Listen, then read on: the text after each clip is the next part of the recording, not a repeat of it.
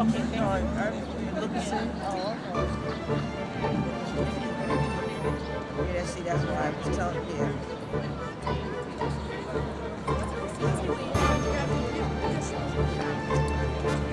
Thank you.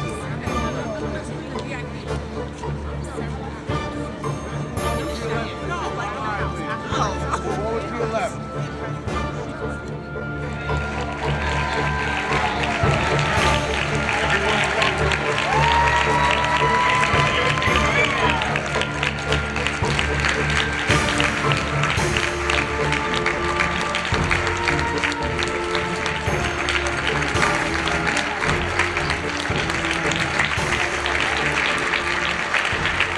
Ladies and gentlemen. When I first was told that Steve McQueen wanted me to be in his film, I just said yes before I knew what it was. And they said, well, you need to read the script. I said, okay, but I'm just saying. And so I started to read, and it went like this. You know, of course he wrote that, he wrote his memoir. He published it 5 months after he returned to ceremony. So it just reads like this. Yes, it was shaped by John Ridley and Steve McQueen, but those are Solomon Norther's remembrances and the sequence of events. And we were just turning like this. I had forgotten that I was looking for Mistress Shaw because they had said, you know, it's just one scene. And I had forgotten about her. I was so captivated and gripped and devastated at the same time. By the time I got to Mistress Shaw, I just thought, oh yeah, we haven't heard from her.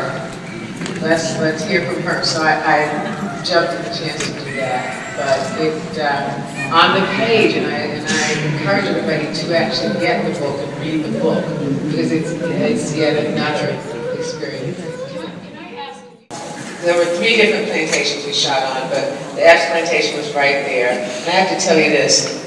His reputation, I want to talk more about Epps in a minute, but his reputation for being such a sadistic, you know, owner of people and a driver of people was so intense that even now people will say, it's a saying, like a mother will say to a kid, okay, don't be an Epps. But in that community, people still, that's how his name comes up. So you go to, if you go to the place, anytime that you're making a film, if you do it on location, I would say as an actor, probably 75% of your work is done, because you don't have to imagine anything like you would in a set. You don't have to, you know, imagine scratching, remember to scratch, because you will have a rash. You're hot, you're dying. So all you got to do is find your character, learn what you're supposed to say, and you're really on your way there. And it wasn't the first time I'd shot on a plantation, but when you shoot on plantations, when you visit plantations, the energy, the life's lived, lost, celebrated, whatever's happened there, you can feel it just the same way that you can feel humidity in the air. It just leans on you. Everybody talked about it, all the actors, no matter what the characters were. The presence of the past is very immediate. And individuals, I'm not a big ghost person, that's a whole other conversation, but you cannot have that kind of interaction, human interaction occur, and the air doesn't feel it, the land doesn't feel it. So it is, that's where we shot. We knew we were telling a story, a man's story, that you just wanted to get right. And so instead of being intimidated or feeling pressure about it, it just gives you clarity when you're an artist. It helps you go, just get clear, your discipline kicks in, it's like, it was an amazing shoot. And one of the things that Steve does, he did a film called Hunger, which I really recommend everybody, you can download it. It was about Bobby Sands, who was the Irish liberation leader who starved himself to death in prison under British captivity.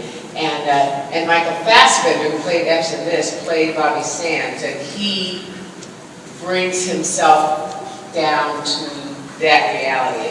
And Steve did Shade, it was about a man who you understand, he creates a character who is very much like, you know, your brother, your friend, whoever, but he has a sex addiction. And at first, you think, oh, you know, I'm sex addiction or whatever that is, you know, you just want to have sex. But he presented the reality of it so much. He found the human being that when you watch Shame, is the name of it, you suddenly get it, and you feel this empathy, and you understand, and you can find yourself in it. If you don't, and a storyteller, no matter who the characters are, how villainous or how virtuous, you should find a piece of yourself somewhere in there. So it was just, it was being called to this great duty, and yeah, he's lovely. But let's take Lupita.